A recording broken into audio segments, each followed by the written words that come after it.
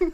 Hi, everybody. Welcome to Transpotting. I'm your host, Marcia Darling. Thank you for joining for us today. Hey, everybody. Why don't you all introduce yourselves? It's just that's whole cadence. She just busts through the door and just... Marcia just joined the call like 15 seconds before that, so... Yeah. You're just ready to go. Get a glimpse into Marcia's brain in that one. I'm a professional podcaster. Very, very professional. Propod. As you can tell from my excellent setup where the light's glaring in the back of my camera here. Oh, dear. Marcia, I was just saying, Marcia, this will be the first, hopefully the first time we release a video version of the podcast on the Patreon. Damn it! Marcia's about to get called out for eating on the podcast. I didn't wear anything cute. Look, I didn't have either. time to get dinner, and I had to grab something. I had to grab chicken nuggets. And then I'm just wearing a t-shirt, and it says Explore on it. And it's not cute. Oh, no, it's Marcia, cute. I don't... Thank you. I wasn't prepared either, so we're in the same boat. We're on the same boat. It's gonna be Why fine. didn't you tell me we were You look going to great. have video? I would have bought a ring light. Because I made the decision right now. Unilaterally? You talked Executive about, I think the decision. next one that we're going to start video. You did say that. I did It's say our that own at some fault. point. Yeah, it's our own fault for I did not only say following it through. once, though. Oh, should we do the intro again? Yeah, let's do the real intro. Oh, also, Sorry, Alex. Oh, wait, really quick before We the are intro always happens. this disorganized. That's true. Always. Before the intro happens, because it's going to be, if we're okay with it being the first video on Patreon, just a friendly reminder, we're not going to edit the video, so nobody docks themselves accidentally. Ooh. That's all. Housekeeping. The video will be raw and uncut. Oh. We're gonna do it live. Do it live. Doing it yes. live. See, I think I need to turn you up, Alex. Oh, I'm sorry. I can make my microphone more sensitive, or... I'm just waiting for myself to get really excited and really loud. Perfect. Okay. Very cool. How do we... I'm assuming... Okay, I'll wait my turn. You all go, and then... No. We'll call on you. You're good. You're good. Oh, okay. You have your hand raised. And for Took our it listeners literally. who don't have Patreon, Alex raised her hand and is not being called on presently. I'm sorry. We're so sorry. I Oh, set don't you up for pout. I'm disappointment kidding. with that one. This is all my fault. Yeah, way to go. Okay, now that housekeeping is done, do you want to re-intro? Yeah. Nothing like Sure, bringing, I'd love to. Beautiful. bringing the physical humor to the podcast, you know? Yes. Hey, everybody. Sorry, let's do that again. Oops, all intros. Hi, everybody. Welcome to Transpotting. That was really bad, too. You're supposed to continue with your name after that. Oh. Okay. We've done this at least 4 or 5 times. It's okay, I forgot too. Okay, let me try again. Hi, everyone. Welcome to Transpotting. I'm your host, Marcia Darling. And I'm Celeste. And I'm Riv. We have a very special guest with us today. Alex, would you like to introduce yourself and tell us a little bit about yourself? Hi, I'm Alix, or Alexandra Leonhart. I am a nerdy musician, and I'm so excited to be here. We're so happy to have you. So happy to have you here. We're so excited that you're here with us. It's going to be great. It's going to be so amazing. Great. So good. So good.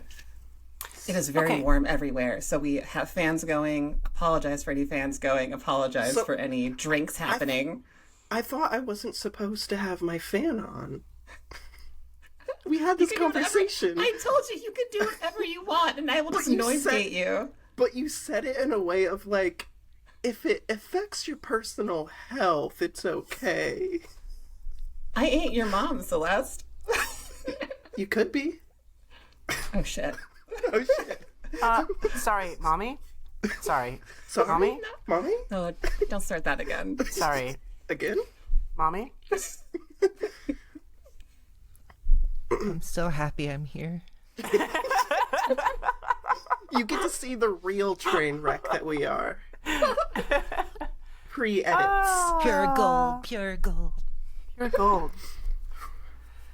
Woo! It is hot. I'm so sorry. I'm sweating my ass off. You are hot. Like, I am. I'm sweating, like I said. Yes. I was agreeing with you. Literally. I'm so sorry. I am in such a mood today. Marcia, you're always in a mood. All right, Alex. So, tell us a little bit more about yourself. You know, Yes, tell us we the would kind love of to hear things that from you you. like to do. All of that kind Okay. of stuff. Yeah. So, let's see here. I am a professor of weirdness, so I teach all kinds of strange stuff with sound design and 3D fabrication because I'm a nerd. Ooh. I was into academia for a while, so I got some advanced degrees for my whole entire thesis was on wirelessly levitating sculpturally powered circuitry. Holy shit. That's I'm really really cool. into writing. Thanks. What do I do? I really love comic books and board games, but like who doesn't? I'm trying to get back into the music scene, and so I haven't been in the music scene for like 10 years or really performing live for like 15. So I just had some of my first shows recently, which was a whole entire experience. And it's a fun thing to try and get a show like when you're like in your 30s and you're like, hey, 22-year-old folk punk, don't you want like a 30-year-old opening up for you? And so there's like a lot of interesting things there. And also just re-navigating, recording music and performing as a trans gal. What else did I do? There's lots of stuff. I'm a little. You sound. I'm a little sick, so I'm sorry for that. Oh, it's okay. I just got over a sore throat that I had for like 2 weeks. Ew. So, right in time to start my new job. Ooh, nice. Yeah. That was fun. You sound That's a so lot of fascinating. stuff. You've got so much going on. Like, Yeah. It's a lot of cool stuff. Not Like- just like one cool thing, like all cool Yeah. things. You're like, oh, I don't do much, just all these really cool nerdy things that are awesome. and I'm like, holy shit, what do I do? You do a podcast, Celeste. You're on it. Right now. Is You this a guys do- podcast? Is it? Trans spotting, it's awesome. What is a podcast? Okay, so Alex. Alexandra. Do you prefer Alex or Alexandra? A Or a little bit of both? little bit both. Yeah, it's mixed Cool. up. Oh, fuck yeah. Me too, with Riven Rivers, so I get it. Awesome. So that's a lot of really cool stuff you just rattled off, which is amazing. I'm really curious about the whole 3D fabrication thing. What is the weirdest and or coolest thing that you've ever fabricated or have taught someone to fabricate? So when I'm teaching, we tend to do pretty easygoing starting projects. So I tend to do like, let's make, probably because I'm a board gaming nerd, like let's make a die. Everybody make a die and design whatever you want to be on Yes. your die, or a button, and that'll be like something really easy to start off with, like a 3D printer or a laser cutter. Or if they really want to get, everybody thinks that it's so cool to work with metal, but as soon as they start trying to work with like CNC milling machines, none of the students seem to want to linger on that machine. So on the rare occasion, perhaps something metal, like a metal brass button or something like that. The coolest thing I've fabricated, I really enjoyed making some earrings. I've designed some cool little, this is topical. I designed a transgender heart symbol that internally is the schematic symbol for a transistor. So Oh, that's really nice. cool. if you I like like That's that. really cool. electronics. Yeah. And so I really like that. Probably my other favorite thing is that's my Eurorack case, where I have a bunch of synthesizers. I like to build analog synthesizers for fun because I'm a dork. But I That's so cool. but I Yes. I designed and created the Eurorack case, and that was just a bunch of fun laser cutting wood. But I got to do all these dorky like illustrations on the side that mostly say like trans rights and have anime looking beautiful women and stuff like that. So, I love Hell that. yeah. so Hell yeah. Great. That's really cool. I'm really curious now about the metalworking fabrication side. So I don't know a whole lot about this. Can you tell me why people don't linger too much on fabricating well, so like metalworking? 3D printers are super pretty friendly, and they tend to be plastics or PLA or ABS or PET cheese, Okay. like the modern thing. And so it's like a glue gun. You're just kind of moving your glue gun around, and it's slowly melting and cooling and stuff. And then, and so that's called additive fabrication. And then you get to subtractive fabrication, which is when you get to like something like a laser cutter, where you start off with like maybe a sheet of wood or specialized acrylic, not like off-gassing acrylic. You have to be kind of careful when you're burning plastics because it's very noxious. But then it's subtractive, right? You're burning it out, but you can do it to a much more minute degree, which is pretty cool. But you're kind of restricted to limited materials on that subtractive method. So when you get to CNC milling, it's if any of you guys are like woodworkers, it's like a rotary arm. So it's like a drill bit, and it's doing subtractive 2 or 2.5D, where it has this drill bit and it's going down. Oh, okay. And then you can use much more harder materials, including like bricks of metal, usually something like aluminium for over the pond friends, to watch out for the debris or debris. So Or debris. So you can use like a 360 brass or 63 aluminum, and use like a brick, and you can actually make tools or metal jewelry or any kind of large or small object. You have to work a lot more with securing, because when you're doing like laser cutting, it never like really touches it, and with additive of like 3D printing, it just builds up, and so it's like already kind of gooey and it sticks. But when you're dealing with metal, you're like grinding something into it, so you really have to use like clamps. And if you're working with metal, not plastics, in the CNC mill, then you can do like metal touches because of conductiveness, which can kind of help. I'm not describing it very well, but you can basically, it's all about sensing where it is in space. You're kind of creating this vacuum of knowing where everything is, because every time you load in a new material, it's going to be a different spot, so you have to check out all the different objects. Anyway, so I teach all these things to some students, and the students, I always leave CNC milling for last, because whereas like people can kind of get the concept of like a 3D model like in Maya or a video game or something like that, and then extruding it to make a 3D print is pretty easy. And then from like a 2D representation of like laser cutting, you're like, oh, like Illustrator or Photoshop, I'm burning an image or cutting something out. That's pretty easy to get. But when you get to metal subtractions and like that SVGs and stuff like that, you have to like start interpolating or generating like G code a little bit more. You can start these other two processes can become, I work at art college, FYI, are much more art college student friendly, whereas the other one, you start digging a little bit more into engineering school, and you kind of see it too with like the tutorials and how things are run, where they're like, this is so fun and we're creative, and then it's like over here, they're like, we're going to teach you how to make a bicycle chain. I'm like, oh, I guess that's cool. I don't like, so, sorry, I be babbled useful, that I was know. long. No, that was great. You actually answered one of my questions I was going to have, is like, what is the like practical use of this? But you said you're doing this at an art college, so that makes sense. It is about expression and creating things to show off. So Exactly. About the actual art, that maybe you're making the art itself, or the craft like jewelry, or maybe you're making something that's like the display, something that allows you to show your art, like something that holds the art piece, or something that perhaps is the part of the creation of the art. So maybe you're creating an iris that helps take photos. You're creating the tool. And so those are the kind of three facets that we kind of look at in like the nerdy kind of a pedagogic sort of way. Yeah. I love actually, that.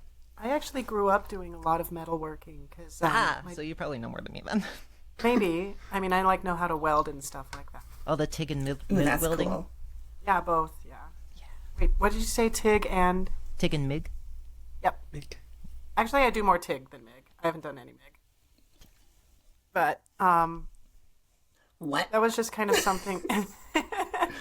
That was just something since I grew up on a farm. You know, my dad taught me how to do it, and it's just kind of like you're expected to learn. So I learned how to do it before I was like 16. So cool. The old stack of dimes and stuff like that. Yeah. You try to make those welds like perfect every time, you know, that sort of thing. And it's funny because like it's such a rare skill now. Like to me, it felt really commonplace growing up because I knew how to do it. Everybody I worked with knew how to do it, and like. I don't think I know anyone But who it's knows how to weld. really rare, yeah. It's really interesting. I grew up pretty like adjacent to that kind of stuff. My dad was a very like hands-on, wants to fix everything. Like he repaired dental equipment for a living. Like Oh my gosh. both as his own business and then working for a business doing that kind of stuff. So I would get like little bits of him learning to weld and stuff because he also loved working on cars, and he wanted so bad to share these like interests with me, and I could not give less of a shit. Like I wanted to go back inside and read a book or play video games or something. And Yeah, I didn't say I learned how to do this because I wanted to. yeah, but I was at least given the space to like, I had to stand around for a while and pretend to be interested, but then I would eventually just go back inside and, you know, help my mom make dinner or something. So it's interesting that I'm catching words that like, oh, I remember growing up hearing those words, but like actual practical application is none. Yep. Yeah. So just to make sure I get this right, so doing 3D printing with like plastic is like putting down layers of plastic on top of each other, like a hot glue gun. The glue gun. The glue gun. I like that. I like that analogy. And then doing it with metal is normally the inverse of that. So you're removing pieces of metal. Is that correct? You're like chipping, so like a milling machine, you're chipping away at a Okay. block and stuff, and then whereas That's so cool. Laser cutting, which you can get like plasma cutters too, but usually, you know, at least 9 times out of 10 you're dealing with like a standard laser cutter that burns like wood and plastics.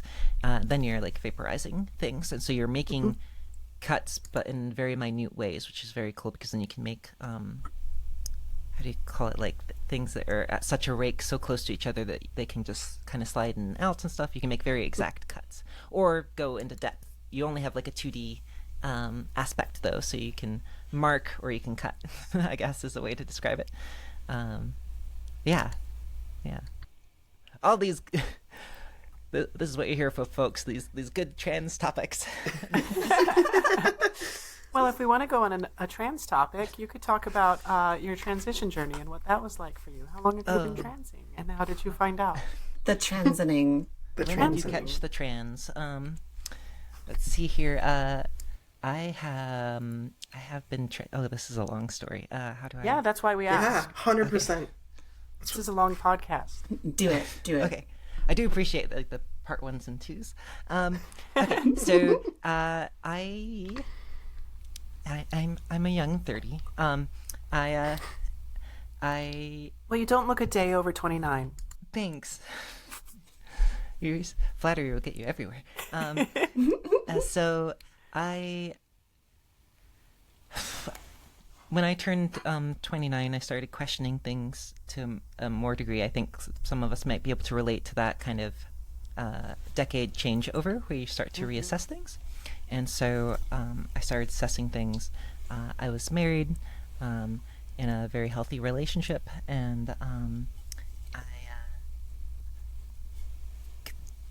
fell into some research, started researching a whole bunch of things that I had kind of like put in the back of my mind, and decided that I wanted to see a gender therapist because I was very much that kind of egg where I was like, I'm going to get, clearly, if you can tell, I'm like, I'm going to get a professional, and they're going to deem it so or not so, and they'll be like, haha, not trans, this one. And so I... Still cis though. Still cis though, though. yeah. And so I I notified my my partner at the time, which very surprised them that I was going to go and see a therapist who specialized in gender identity and things like that, and worked through with them for about 3 months before they were just like, Alex, I can't say it for you, just are. And so then I started I started contemplating, and I was working through it with my partner a bit, and they were very much of the mindset that I said, well, I can be with you, but I'm not gay. My ex-wife was like, I'm not gay, so if this is just like a expression thing, I can get around that and things like that. But if you start if you start medically transitioning, then I'm gonna see you entirely as a woman, and I'm not gay, and that would probably be the end of a relationship. So then I was like, okay, I've got this like very intense pressure change up of like, how do I choose between these two things? Foolishly, I can choose both, right? So you would wish you could choose both, but sometimes you can't. Yeah, and so I went through 6 months of kind of like going back and forth and really thinking about like getting cleared for HRT, and then kind of sitting on it for a long time. And then December 1st, 2019, I decided to go through with it and started. I was planning on waiting until the new year, but I'm not very good at waiting. So, and so I started HRT then and stuff like that. And that started the unravel of that relationship and eventual divorce and stuff, which total side thing, like, she's my best friend. My current partner and I helped her find her husband. We have dinner with her like every Thursday. We're very funny and queer in that kind of way. Like, that's so cute. My mom invites us and her over because she likes that daughter maybe almost at least as much. So anyway, so all positive there, so to speak, in the long run. But anyway, so then I started transitioning, and I kind of was going under the radar where I was transitioning. I was at work. I've been working at the same college for about 8 years now, and I was like, okay, I'm gonna slowly and my ex-wife at that time was like, okay, well, if you're gonna do this, you should maybe start incorporating your very. So I think I'll go through this process of where we're like, right before I transitioned, I was like, I'm gonna work out a whole bunch, so that'll make me feel better.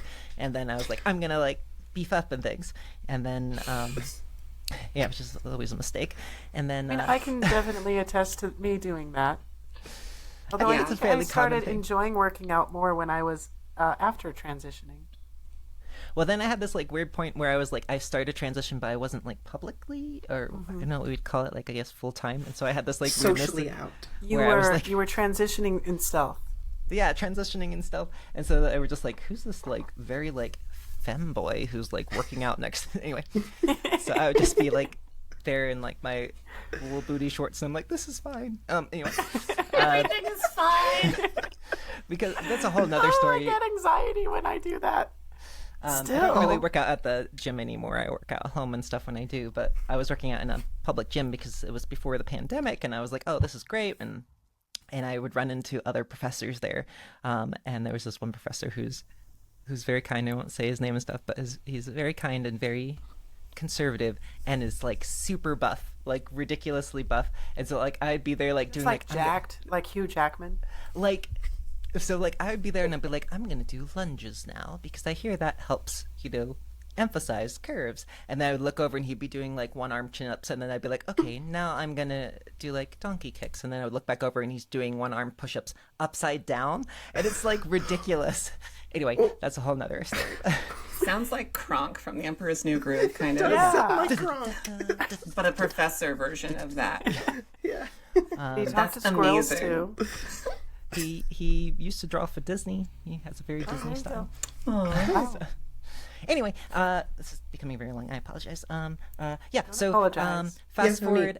I'm like going to being like to having a little bit more like nicer button downs and actually fitting clothing because I hadn't ever had interesting clothing before. Probably kind of test to a lot of other people having similar reactions or processes. And then the pandemic happens. Oh no. And I'm like, this seems like a convenient time. I'm like 10 months in HRT, and I'm pretty sure, though I'm not sure yet, but at the time, I was pretty sure I was going to grow breasts. We're still waiting to hear out on that, but nevertheless, at the time, I was really excited. Same. And I was like, okay, so I should let my work know, because who knows, like it's been like 2 months, we're in this, like the world is ending and we're gonna come back, and we might be back in like 3 months, and by that time I'm gonna have breasts and there's gonna be questions. And so I reached out to HR, which we didn't have. This doesn't look good for my work. We didn't have at the time, really. And so sorry, just side story, at my new job there's a little clip with a little smile on it, like one of those alligator clips. Like the and word they were like, "This clips? is HR. You can bring all your complaints here." Oh. Oh no. Oh. Well, there's only 6 of us that work in the office, 7, I think. So it's just not a big enough business for a whole HR firm. That makes sense, but it's intimidating. Oh, I think it's cute. I keep HR on my desk. Oh, got them in your pocket. Yeah. We're pretty small. We're what's known as a micro college, so there's very few people. There's about there's between like 30 and 40 people who work full time total, and such. And so, who is working HR is basically, HR was your supervisor, your boss, and stuff. And so I set up a meeting with her, and she was like, "Oh, thank God! I thought you were quitting and stuff." And I was like, "Oh, no! I just want to change things over." At that point in time, I was in IT. I moved from IT since then into being a professor some and stuff. But I had to, in a good kind of sense, they were like, "We don't know what to do about this. Can you help us?" And I was like, "Okay." And so I wrote the process, since they've never had like a employee for this, of like, what is the process when somebody comes out, and like, how do we announce this and stuff. And so the process that I developed was like, okay, you ask like what needs to be changed. You ask if they want to have some sort of announcement, and then you back up that announcement, whether that announcement is given from a supervisor sort of HR standpoint, or where that comes from, like if it's a smaller enough institution or a separate team, they announce to their team themselves, and then there's a bigger announcement and those sort of things. And so I got to develop all of that, and yeah, so that's a whole nother experience then too, of being like, what's it like to be at a place that you had like 6 years of like working there before, or 5 years of working before transition, which is a whole other thing. What was that experience like for you? Were most people supportive? Was it kind of strange? It was. Most people were very supportive of the perks of working in art college, probably. And some questions and stuff like that. There's some we have some facilities individuals who've worked there for like 30 or 35 years who are just like old-fashioned, what you call like kind of good old boys and stuff like that. Like the kind of people who would like come up and tell me like a very raunchy, unkind gay joke and stuff like that, because they're like, good, because they're like 69 years old, and they nice.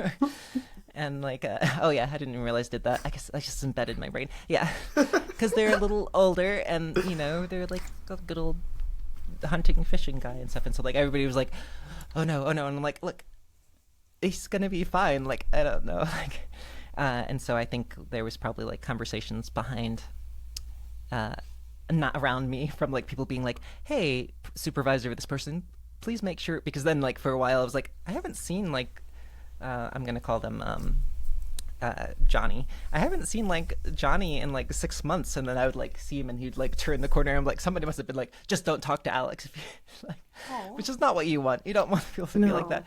But I used to be a little nervous about it. And I still kind of dream about that's a whole nother discussion of being like stealth and things like that. I think stealth is, and like passing, of course, is such an individualized goal, and it's something 100%. That I think personally, I would like, not necessarily to exist in a stealth kind of way, but I would love to have the option. I think is the difference. Like, I would just like to work someplace where no one knew, and then I could reveal or like tell to people whenever I'm ready at any given instance and stuff. And so sometimes there's that history, and we all know like what it's like to be misgendered, because there's a history there with our family or friends or anybody like that, and it certainly exists at work because they have a long time. But mysteriously, everybody, and now I've been here long enough that there's been a lot of turnover, and everybody new only identifies me one way and stuff, and might not even know and stuff. I've had some funny stories of that too, where people have come up and been like, "Hey, we have like a lot of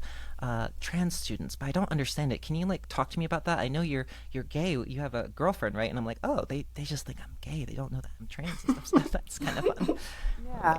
Anyway, this has been a ramble. I apologize and stuff. No, I love that. It's why we perfect. have You're questions. doing great. It's perfect. Yeah. So when you were realizing that you were trans, what were some of the signs that kind of like stood out to you? So a method that at the time I was developing was, well, there's some of that like, oh, there were no signs that you buried and stuff, and I realized like I had this conversation with myself when I was 23 and I had just like graduated undergrad and stuff like that, and I was like, oh, there's this thing called trans. That makes sense. Too bad, too old for that. Put that away, sort of thing. Put that back in the vault. Yeah, and then like 6 years later, I'm, God damn it. Oh, sorry, is expletives okay? Oh yeah, No. All of them. God damn it. All And of I the was- cunt, shit, ass, everything. Jeez, I'm gonna have a lot of work this episode bleeping everything. You should just make bleep sure them like half a second later. Now and again, I'm just gonna be like, fuck. You know? Just because you can. That'll Exercising be when the your beep rights. comes. Yeah. It'll be 2 Yeah. seconds after, like Rivers Yeah. said. But and so when I was questioning, I guess I went through this process of deciding that I wanted to try things, and if it felt good, then keep doing them, or if it doesn't feel good, then don't put a label on it to start off, sort of thing. So like the early things, I was like, okay, well, I feel better wearing like panties or something like that, and I'd be like, okay, I feel better like if I very late to the game started growing hair in my chest, and I was like, I feel very good if I went to laser for this sort of thing. Yeah. And then if I felt good after the session, well, I'm mentally, maybe not physically, Good. after the session, I'd be like, oh, okay, this seems right. This seems in the right direction. And so I kind of discussed that, and that was something that at the time my ex-wife had and my therapist had kind of been like, oh yeah, this seems like a good idea. Just like kind of follow euphoric kind of moments and stuff like that. And that eventually morphed into other things like, I'd rather be addressed certain ways. And I was always called Alix and stuff, but I feel like the I really helps. The I really helps people. I like it. But then also, pronouns and other expressions. I'm sorry, pronouns what was do the you question? use? I was just asking, when you were going through this discovery process, what were the signs that stood out to you that eventually got to the point where you couldn't ignore them? So you have been listing them. Yeah. Yeah. It was trying things out and realizing that you felt better that way. Yeah, seeing what sticks and what amplifies the positive and optimisticness in our I think existential asking dread people that we this live question, yeah, asking people this question for me is really interesting because everybody has their own specifics. There's a lot of like really general things that a lot of people can be like, yeah, that's similar to mine, but everybody has their own personal story, which is really fascinating to me. I really admire the way that you really piece that together on like, oh, let's just chase the things that I like. I wish I had had that kind of like mature understanding of that at the beginning. Because at first it was like, oh, there's these preconceived ideas I have. Let me try to jump into that all the way. And then like some of it fit and some of it didn't. And there was a lot of battling in myself. So I really admire that you were just like, oh, this one thing. Do I like this? Yes, I do like this. Let's keep doing that. And that gentle exploration is so cool to me. Yeah. Oh, thank you. Yeah, I think that's something we should, of course, encourage everyone everywhere to kind of do. Oh, yes. And of course, everything is so much. Now I'm a little over 3 years in and stuff, and so everything's much kinder in hindsight. Like, I mean, there was, nights of crying and being alone. Of course. There were times when I went and I'm like, I'm gonna get my eyebrows done at Sephora and it's gonna change my whole entire face, and then realizing that it didn't look like it did anything. Like there was all these moments of going to the doctor, being like, okay, I'm finally ready to ask him about this thing, and then being treated absolutely like shit, and having to find another doctor who would actually give me like a time of day and stuff, which I'm sure we all test to. But looking back, I'm like, oh my gosh, it was so great and stuff like that. But yeah, I appreciate being called mature, though I'm not sure if I earned it. So. But I guess it's the ideology behind it. Like, you can still get pieces of it wrong. I wasn't saying, oh, you nailed that perfectly. Everything was perfection. First try, everything. Yeah, first try. Ding. Yeah. That's not what I was saying. It's just, I guess it's the state of mind of it all. So, yeah, that's so cool. First try is not something anybody does. No. I love the meme. I Not saw even recently, Neo. Hey. where they're like, sorry if I messed up. It's my first time being alive, sort of thing. Yeah, exactly. And I kind of really, I dig that. So, Sorry, I messed like up. that. I'm a baby. yeah. Neo is the second best trans allegory in cinema. Second best. What's the first? Oh, have you guys seen the new Spider-Man?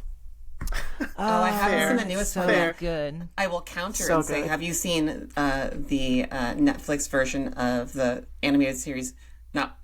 Animated movie Nimona by N.D. Stevenson. I've seen the trailer. Wonderful trans allegory because N.D. is trans, and they did the comic originally. So highly recommend it. I watched it last night. I cried the whole time. It's a lot of heart. It's good, but Spider-Man, I haven't seen the newest one yet, and I want to. Good. So good. I've just seen the image that everybody keeps sharing. For trans kids, the actual story behind it is beautiful. So, It is. highly It's wonderful. It's extremely well done. I agree. and that's only the third best. Oh, damn it! Where Right? you going? Have you seen Your Name, Kimi no Wa? No. No, That's an anime. It's fantastic. I don't think it's intentional as a trans allegory, but it sure fits as one. It reminds me And you'll cry too. with Riv saying she cried last night. What was the last thing you all watched and cried to? Ooh, that's a great question. Episode 3 of The Last of Us. Oh, it's so good. So Oh, heart-wrenching. I didn't realize Nick Offerman as a doomsday I know, right? prepper would make me cry. You just had to make him gay. Yeah, that was all it took. I love that. I love that he plays a gay character in a lot of different shows and movies. It's like, good for you. It's great. So this isn't fiction, but the last thing I cried at is actually the last 2 days. My wife and I have been binging the 4 episodes of Shiny Happy People. That's the documentary That's the about Duggar family, right? the Duggar family. And I have a pretty deep religious background that touches a lot of the same elements. So Me too. a lot of that stuff really hit really close to home. So I actually just finished that 15 minutes before I started this podcast. So it is very fresh in my mind. I'll have to watch that too. Now I've got 2 recs. It's extremely well done. I'm honestly pretty impressed at Amazon for being willing to be behind this. It's pretty harsh. How about you, Alexandra? I'm gonna have to try that. Yesterday, my girlfriend's a big Don Hertzfeldt fan, which people would probably remember him from maybe his more known, less cerebral work of rejected cartoons. Of course. But he's done a couple of videos, very beautiful videos, and I believe one of his recent videos was called "It's Such a Beautiful Day," which is a 3-part video done in his kind of multimedia style, from the perspective of somebody. It's a little amorphous, but it's kind of from the perspective of somebody going through dementia and dying, and it's so beautiful and so good, and just made me sad, and of course feel very existential and what am I doing with my life in all the best kind of ways and stuff like that. But there's still his little bit of that little bit of satirical, without being that really early work is very crude, right? He still uses crude drawings, but it's a great example from from an art college sort of perspective. He's using his multimedia style to enhance the narrative and stuff. And so he's using, imposed real, or he's superimposing his drawings on like real but foggy and out of focus filmography. And it was really, That sounds really interesting. Cried a lot. He also did one earlier than that, a film. So I suggest looking at his films. Yeah, It's Such a Beautiful Day is really, really good. And then he did a film earlier than that called, he did just a sci-fi film about what's it like when we reach the point when the world is finally finished and stuff, which is similarly in his kind of satirical sort of way. World of Tomorrow. My girlfriend hears me in the other room and she's like, World of Tomorrow is the other one. Thank you, sweetheart. It's lovely. Thank you. Thank you. Sorry. Okay, I have a question. Wait, did Riv give an answer? Did I miss it? Oh, well, my original answer was the last thing I watched that I cried to was Nimona last night. Oh, yes. Okay, So I'm sorry. I My technically brain went first. Yeah, my brain. Okay. Thank So you. far ahead you went before the question was asked. Thank you for thinking of me. I appreciate that. Thank you for thinking of me and being inclusive. No problem. Cool. How do you spell Nimona?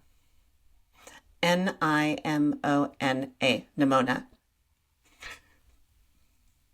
Can you use it in a sentence, please? I was spelling it with a P. Start. Oh, like pneumonia. Gotcha. Yeah, like pneumonia. Oh, like pneumonia. Okay. I see. No, it's not like that. It's a name. That looks fun. It's really fun. I just looked it up. It looks fantastic. It's I got did too. big. It's got big like Umbrella Academy chaos vibes, but also a lot of heart. So Okay, I'll have to check it out. yeah, I need and something to watch tonight. similar animation style to the Spider-Man Spider-Verse movies. Cool. Yeah, very cool.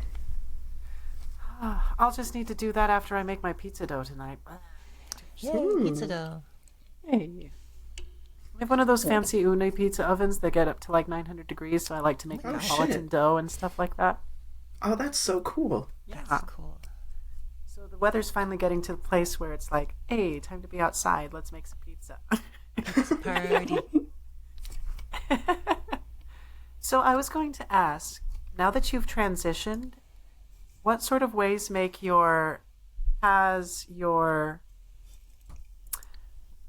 what ways would you say that your life is better?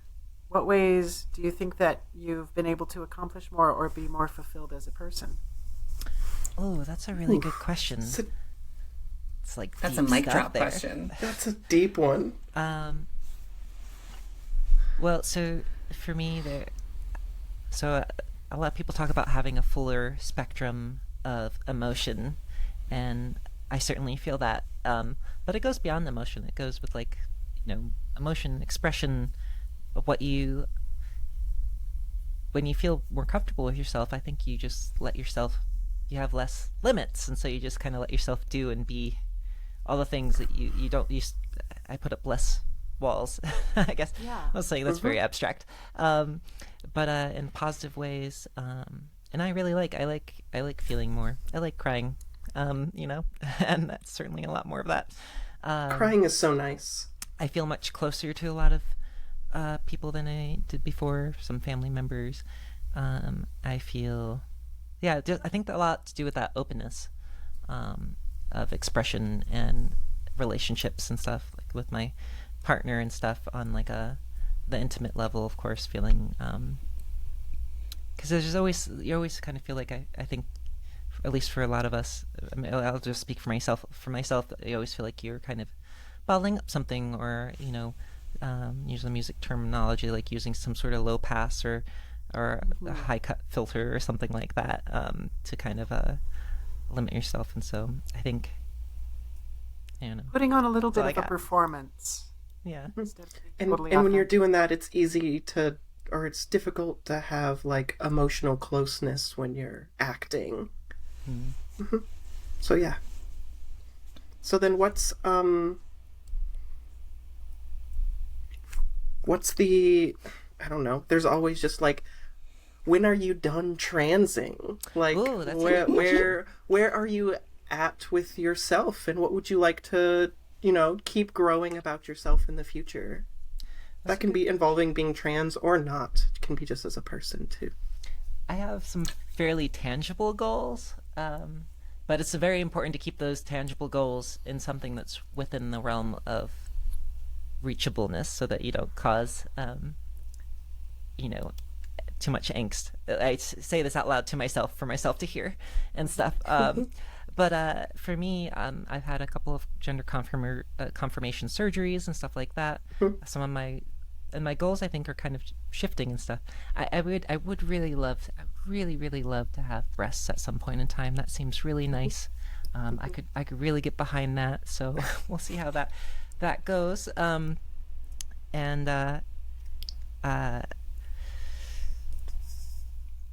wish you all the titties in the world. Thanks.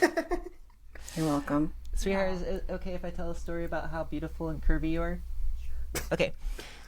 So my beautiful... That was adorable. That's amazing. That's amazing. My God. My beautiful girlfriend started transitioning a year after me and such, and she's very, very skinny. She's skinnier than me, and such a cute little lady and stuff. And I was like, oh well, this is fine. And I was like, I'm a nerd at heart, so when I started transitioning, I really got into literature and like application. I'm like, okay, there's like sublingual, but there's like progesterone, and then like if you spread it throughout the day, and then if you after a year you can kind of switch to like maybe a paternal method, like an injection, and an intramuscular injection might help out there and stuff. So I got like really into it and trying to work this, and I was like, oh well, and then Spiro's not super great, maybe you can get like Lupron or something like that, or Bica if you got Cipro. yeah, and which of course at least I'm in the kind of rural area between Philly and Baltimore, in that kind of area, and unfortunately we have not the city doctors, and so they're like, I have no idea what the hell you're talking about. You get Spiro, that's what we've been giving since the 90s. Here you go. And stuff. And so where was I going with this? Oh, anyway, so my girlfriend is like, I'll take my estrogen when I think of it, and I'll just take the pill and stuff. And then like within like a year, she has the most beautiful. She should be like a poster child for like trans femmes. She has the biggest beautiful breasts I've ever seen. And she's like, skinny as a stick. I don't know where I was going with this story, except for just to talk about how beautiful my girlfriend's breasts are. But That's I'm not jealous. adorable. You're I'm jealous. all here for it. Yeah, I am did. jealous. I could kind of see the moment where your mind drifted. Yeah. And that's totally fine. So long-term goals would be things like I'm very self-conscious about my voice, and you guys had the wonderful and beautiful and amazingly talented Robin Shakedown on last episode, I think, and she has a wonderful voice, especially as a musician.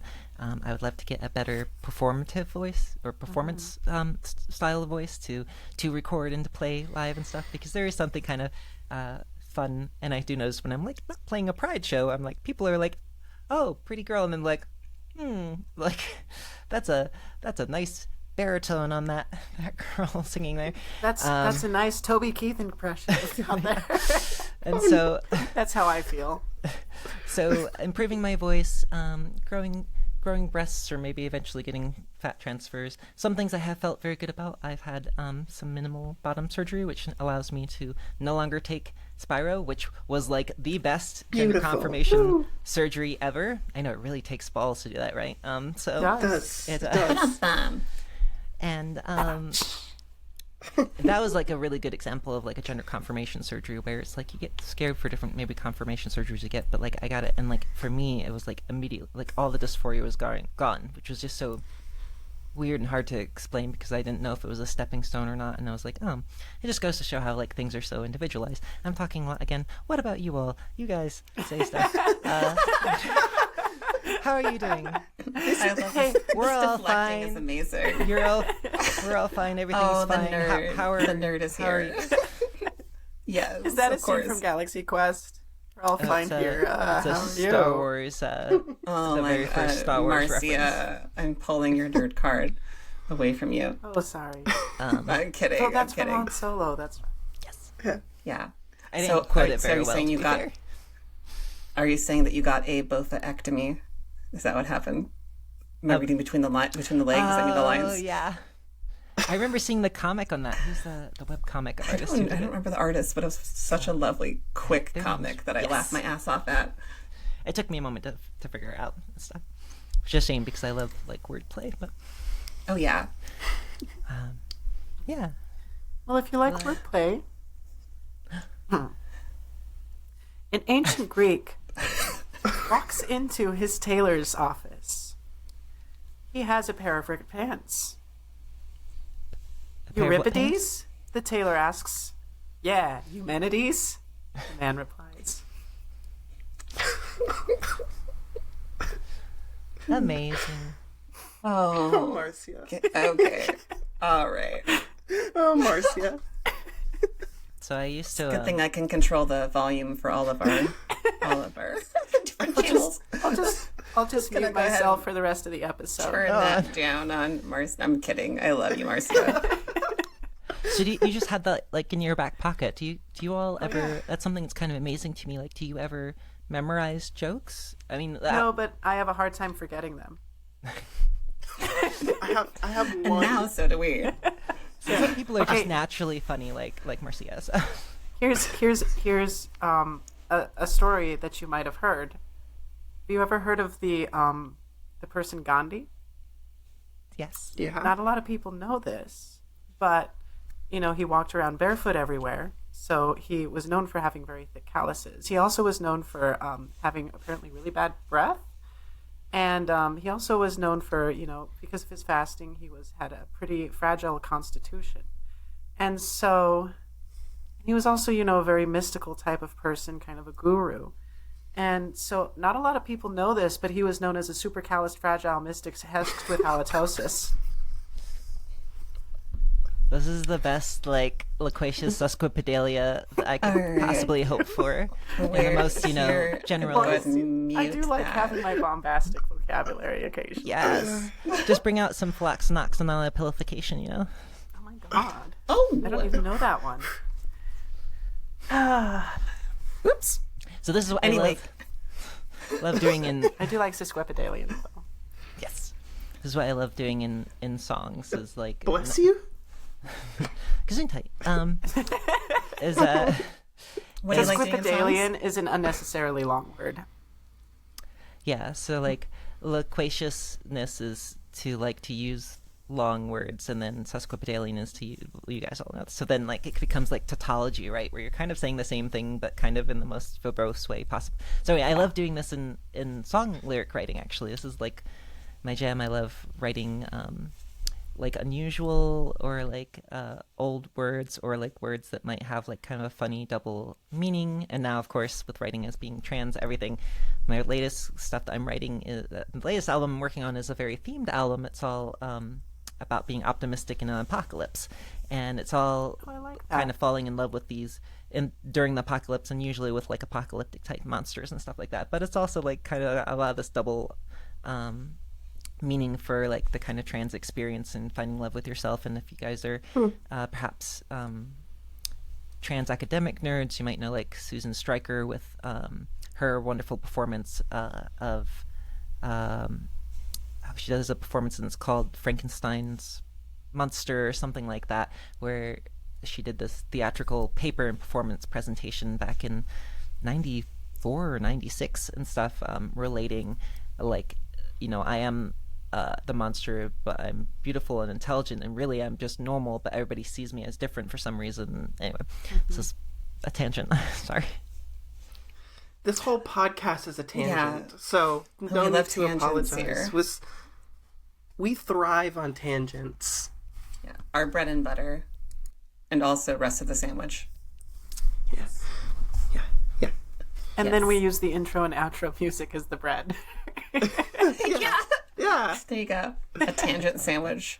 Yeah. And the rest is just yeah. When you're looking Words. for inspiration for your art, do you think that your art is inspiring, or does it help you express some side of yourself that you have a hard time expressing in any other way?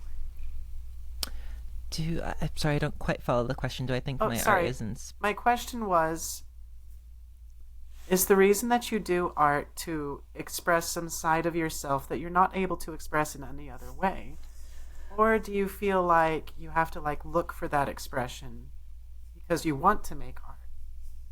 I think it's a bit of both. I think expression is so to me creation is super super important, and so there's a little bit of like I want to make because in reality I tend to think that when you create you're a deity, right? You become a goddess for a moment. You are bringing something unique in to this world and stuff, and everything of course shatters and fades in time and stuff like that, but for this moment and what you share is something that came from you, which is really really cool. It just happens that my process tends to be often research driven, and so there is like a little bit of this kind of give and take, but that's very enjoyable for me. So like recently I was playing a Pride show and I was like, oh, I get to play a Pride. I'm so excited. I should write like a gay song. My girlfriend's always like looking at me and I'll be like making dinner and she'll look at me and she'll be like, you're so gay and stuff. And just like over and over again. She thinks it's like the funniest joke ever. You should write a song called You're So Gay and I Wrote This Song About You. Exactly. You probably think this song's about you. And it is. But and so she thinks it's the funniest joke. It is the funniest joke ever, sweetheart. She thinks it's the funniest joke ever, and she'll do it. It's like she never has another one. It might be even like 50 seconds since the last time she said it, and she'll be like, "But you're so gay." And so, anyway. So then I was like, okay, I want to write a song, and I love researching like some nerdy song stuff, like unusual key changes and stuff like that. But really, it comes down to I pick up a guitar and then I'm like, okay, I have a theme, and so I wanted to write a kind of Pride song, and so I was like, okay, I love language and I love where language comes from, and so I started researching a whole bunch on different like trans slang and different like gay slang and different particular labels and identities that particularly speak to me, like being gay and trans and queer and lesbian and things like that. And the second verse is like just all euphemisms for gridlocks and stuff like that, and stuff. And so I have so much. Researching is so fun to me. So then using less I guess a more direct example would be like with my album that I'm actually working on, not just a song where I'm writing a song and it's gosh, I've lost my train of thought. No, it blacked out. But me every day of my life. Don't worry, hon. Yeah. Same. So like doing a song. We're saying a more direct example. Yeah, a more direct example for this kind of, for lack of a better term, kind of Halloweenish album where I'm like singing about these, one of the songs is like the end of, maybe the end of days won't be all that bad. And so I'm like, okay, I'm going to do this song. I want it to be the theme. It's optimistic because I'm bubbly and I'm optimistic. And I'm like, okay, maybe when the world ends, let's just think of all the positives. And so I'm like, so I can do like some funny things. I'm going to be like, oh, it won't be so bad. The lines will be gone. You can finally get that workout in and read that book that you want to and stuff like that. And then I'm like, okay, but what's like really interesting ways to say that? And so like the song opens up, the general prognostication of eschatology, I concede you may believe that if the dead doesn't rise, then the sun will just shine and swallow our little world. So I'm like using these very like verbose like words to describe. Shit, damn. Yeah, shit, That's great. And then going into being like, maybe the end of days won't be so bad. Sure, one could complain about all the death, but those of us who are still around, we're just trying to keep optimistic while the world's crashing down, sort of thing. I think there's something really, really very topical. Yeah. Yeah. There's something really, really romantic to me about falling in love in a extinction event. Yeah. I think there's something beautiful about that.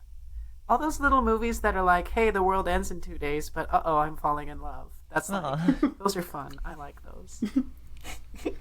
They've got your number. You got it.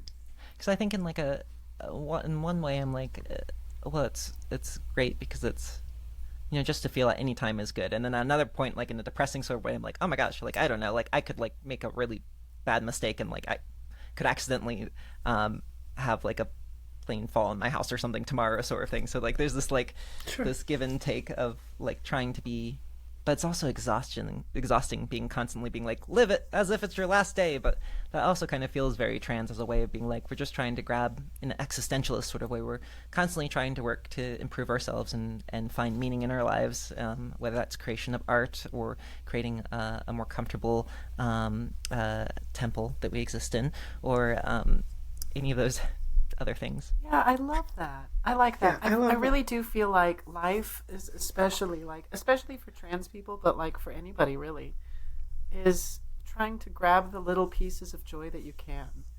And, nothing is ever going to be perfect. Nothing is ever going to be exactly how you want it to be. Finding joy in the places where you can find joy is Yeah. And that's like a humorous moment in that Don Hertzfeld film. So the guy then finds out he's dying, and like the first thing he does is he looks at his bath mat and he says like, that's the most fucking beautiful bath mat I've ever seen. Because he's suddenly seeing the world in this very finite space and stuff like that. And it's not a great place to live for a long period of time, but it's a nice memento mori, sort of thing. There's a certain beauty in it, for sure. Yeah. Yeah.